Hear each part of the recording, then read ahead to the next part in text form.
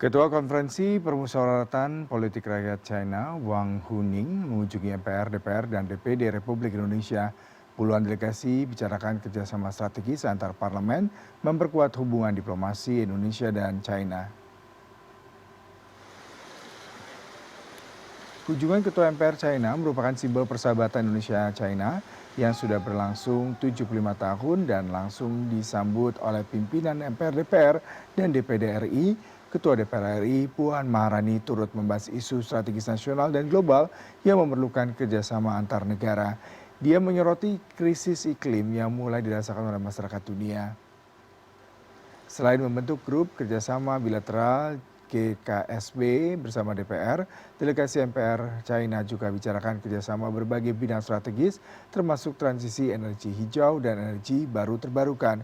Ketua DPD RI Sultan Baktir Najabudin menyebut fondasi hubungan erat Indonesia-China dibangun sejak awal pemerintahan Presiden. Pertemuan lanjutan antara pimpinan negara dan parlemen kedua pihak memperkuat sinyal kerjasama strategis tersebut akan terus berkembang. Pertemuan ini yang disampaikan adalah bahwa beliau mengatakan bahwa sudah 75 tahun hubungan antara Indonesia dan Tiongkok. Jadi banyak hal yang tentu saja harus ditingkatkan, bukan hanya ekonomi atau perdagangan, namun juga bagaimana kemudian persahabatan antara kedua negara juga harus ditingkatkan.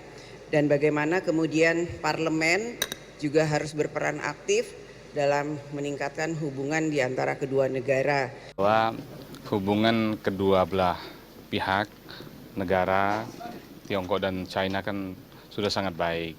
Apalagi juga diawali dengan Pak Presiden Prabowo, sebelum beliau dilantik juga sudah berkunjung ketemu Presiden Xi Jinping, lalu setelah dilantik juga ketemu, lalu ini diperkuat dengan kami sampaikan bahwa kita sudah menjadi anggota BRICS. Nah, hubungan ini harus selalu ditingkatkan, bukan hanya terbatas government to government atau G2G, bukan parlemen to parlemen, bahkan people to people contact. Dan itu memang kami sampaikan terus, bahkan kami selalu dari DPD direct kontak ke teman-teman di China, di Tiongkok, karena potensi investasi di tempat kita begitu besar. Ada 38 provinsi, 500 kabupaten kota lebih, jumlah pulau yang ribuan. Jadi sama potensi market bagi di Tiongkok